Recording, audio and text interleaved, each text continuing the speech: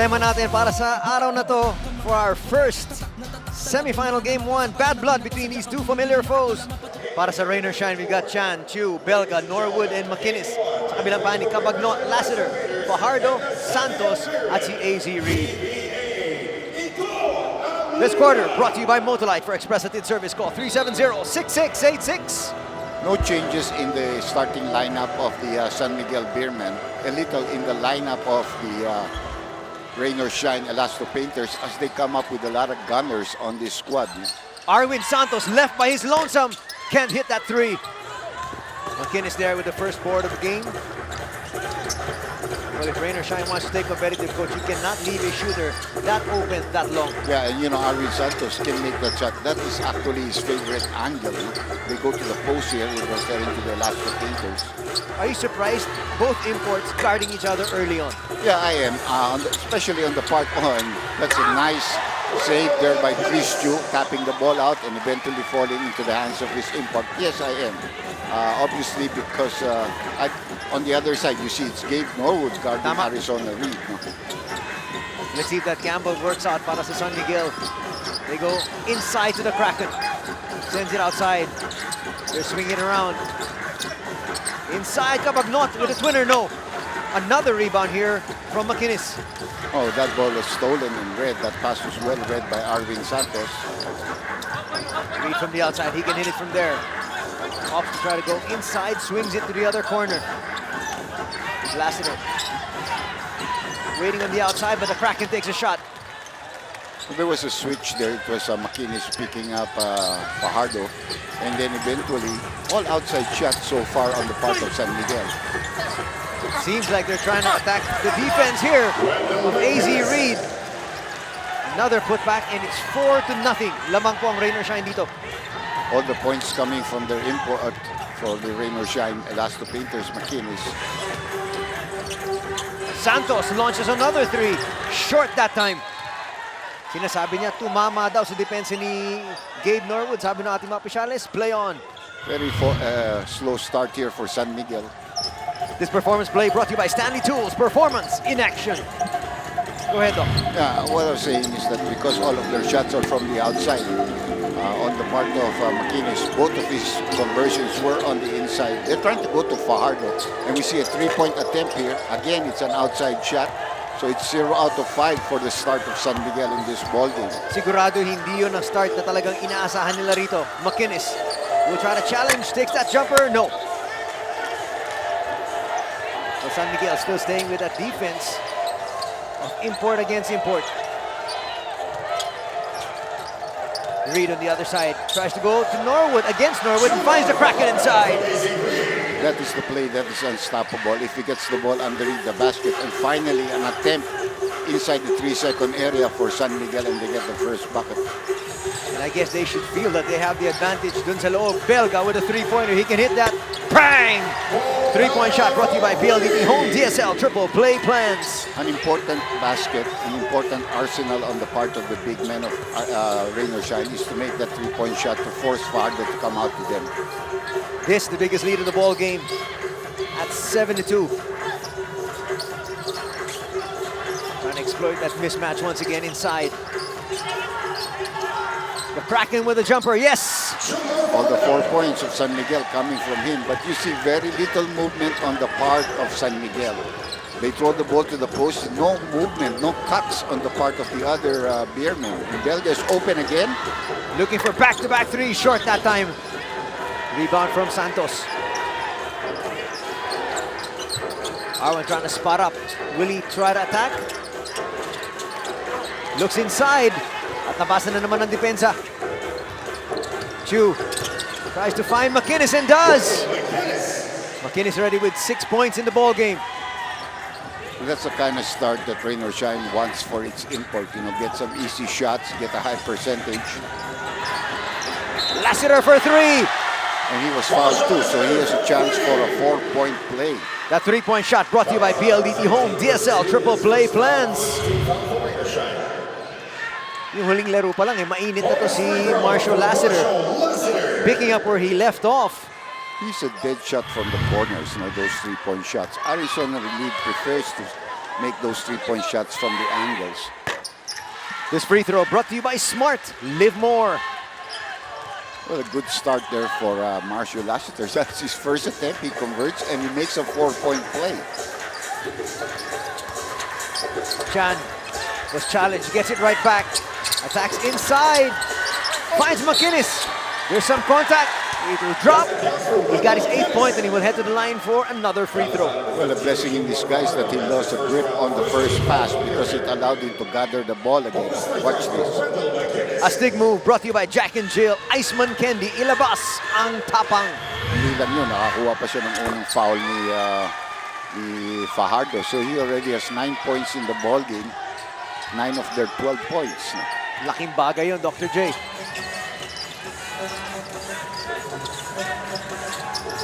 Lassiter for 3 once again. Short that time.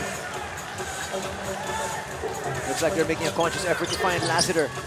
Belga, atake. Kicks it out. Chu for 3. In and out. But again, another board there by McInnes. Footwork, he gets blocked up. That was a good block there by Fajardo without fouling him. AZ Reed feels he can take on Norwood. The Kraken gets another basket inside. Just seems that nobody can take care of Fajardo when he gets the ball underneath the basket.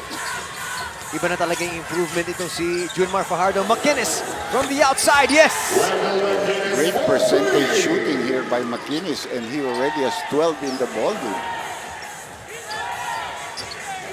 15-10 ang ating talaan. 6:35 remaining. First quarter action lang po. Nice pass once again. Reed will finally get on the board.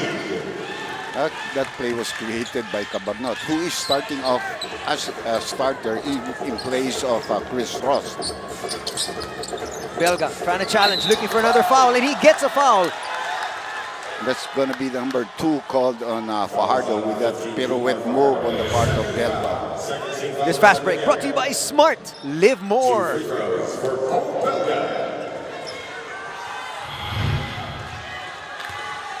Belga on the line for 2 free throws. It might be a short stint right now in the first quarter para kay Junmar Fajardo. Yeah, they had to make that replacement substitution right away. We still have 6 minutes and 16 seconds. But Gabi Espinas did not make it in time to the scorer's table. This free throw brought to you by Smart. Live more. Siguro kaya na nga tumawag ang San Miguel Beer para mailabas na si Junmar Fajardo. Yeah.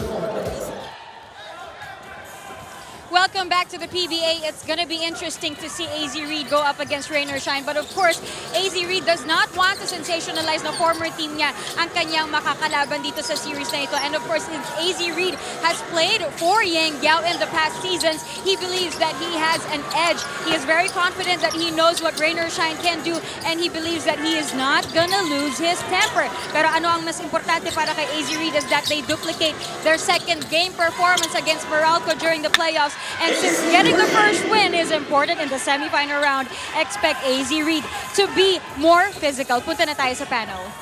At yun ang ginawa niya, Dr. J. He took it strong to the basket, gets another basket. He's got 4 points. Jeff Chan, pumasok na sa loob. It's nice to see Jeff Chan, you know, healthier than normal, Dr. J. Yeah, well, in Atlanta, it's just a matter of resting. I remember Cabagnot had that a couple of years back. He was able to come back and help his team win a championship. But AC is completely being outplayed by the other import right now, and that's McInnes.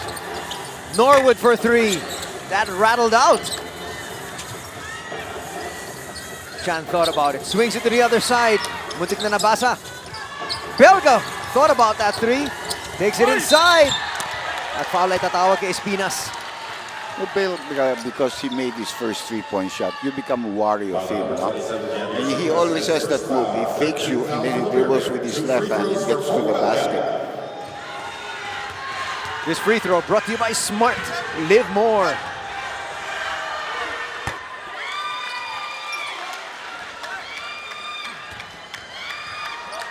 Ang El Granada, ang The Thriller, ang CEO ng Extra Rice Incorporated, ang Phenom magsasama sa isang team. Abangan sila sa No Harm, No Foul. Di-dribble na this Sunday, 8 p.m. after Who Wants to Be a Millionaire? Under 5 minutes to play sa ating first quarter. 20 para sa Rain or Shine, 14 para sa San Miguel. Beer! Three-pointer short from Magkamagnot. Chris Chu tries to find extra pass. Yes! And actually, you know, Rain or Shine is beating San Miguel on the fast break attempts and conversions. Sakto yung pasa ni Chris Chu dun. This is the biggest lead of the ball game at 22-14 para sa Rain or Shine. San Miguel still to lead in this ball game. Reed being hounded here by Norwood, forced to kick it out. And here comes Rain or Shine once again after a 24-second violation. San Miguel continues to have no movement in its half-court game, and that's the reason why they're struggling. They're not screening, they're not passing. It's all isolation plays. But listening to that huddle kanina ni Coach Leo Austria, parang hindi naman niya sinasabi sa kanyang mga players to move a little bit more. So it must be by design. Yeah, well, actually, they can do that if Fajardo is there, but the problem Fajardo is already seated on the bench. And we have a couple of substitutions. Ross is coming in for Cabagnot. Tubid is coming in also for Arwin Santos. So almost a complete change of lineup, except for Lassiter and their import Arizona. Poli, kakapasok lang, tumira ng tres, pasok! That is instant offense coming off the bench. Big 11-point lead now being enjoyed by Rain or Shine. Many people feel they're the underdogs, but they don't feel it because they are a deep bench team and they play together. Lassiter for three, bang! The difference with Ross there, he's looking to pass, he's not looking to score, and he got the ball right in the hands of Lassiter, ready to shoot. 25-17 ang ating talaan dito. Pumasok na rin si Almazan. Maayos ang linaro ni Belga kanina. Very, very good. Pati yung mga pasa niya kanina, yung pasa niya kay Makinis, eksakto-eksakto sa loob. That's right. And he also got the second foul of Fajardo, which is so important. 3:13 remaining sa ating first quarter. Jaire Ibanez coming into the ball game for Gabe Norwood. So it's Jaire picking up Arizona Reed. So halos wala na mga starters para sa dalawang kupanan, just the imports and Lassiter. Tubid thought about it. Shot clock at 6. Tubid trying to challenge. Steps back. No foul's going to be called. Here's Lee, kicks it out, extra pass. Almazan thought about it. Three-pointer on the way, Ibanez, yes! You know, Rain or Shine is going to be very hard to beat if there's a if their three-point shots are going to go in, you know. And it's coming from everywhere. Tama, just from about everybody as well. And that's going to be short, way short. Arizona Reed really struggling, only 4 points in the ball game. Parang wala nga siyang injury, Doc, sa kanyang nilalaro at pinakikita rito. And there's another attempt by Paul Lee. This one's a little offline, but because Ronald Tubid anticipated his move and was right on top of it. If you're just joining us, 28-17 po ang ating talaan. Under 2 minutes to play sa ating first quarter. Reed gets another basket inside. 6 points now in the ball game. His counterpart on the other end already has 12 and a ton of rebounds. You know. Lee. Dumidiskarte. Nice spin. Masyado lang malakas. Makinis with another board. Challenges inside and gets another 2. Those are the things that we're talking about. The offensive rebound and the follow-up. Being at the right place at the right time. 14 na ang puntos nitong si Wendell Makinis. Foul is going to be called. Number 6, Jaire Ibanez, his first foul, second team foul for Rain or Shine. Nagrereklamo si Coach Yengia. Sinasabi niya, they were just jostling for position. Well, Jaire loves to be on top of you. He loves to hold you down also. You know, I know him, and depends on if the referees are going to be strict with the way he defends. Lassiter looking for space. Ross takes that three-pointer short.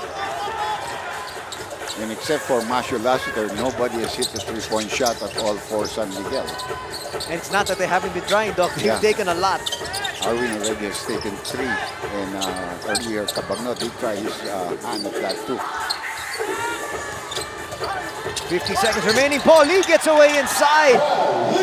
There's no defense there because there was nobody at the end of the line to challenge the layup shot. 13-point lead now being enjoyed. And Another three-point attempt. This one's in and out. And a loose ball foul called on Almasan. Gabby Espinas had the right position underneath the basket. Team foul for Rainer Shine.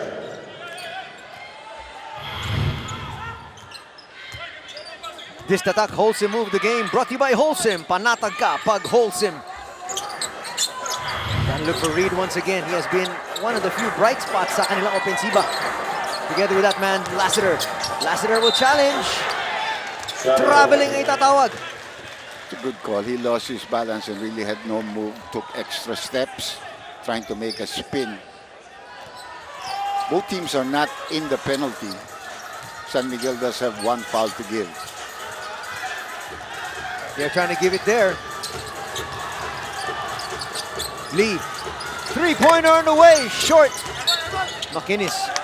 Almost another offensive rebound, but it will stay with them for this final 10.5. He just keeps on jumping, trying to get all the boards that he can. McInnes has a mismatch, but Paul Lee is holding on to it. Kalaban niya si Reed. Lee. Stops. Takes a jumper. Yes!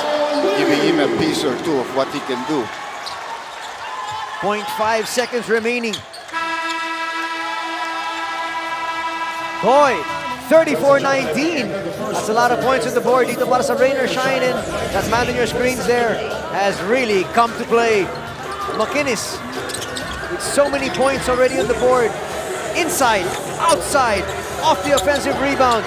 He has done it all para sa Rainer Shine.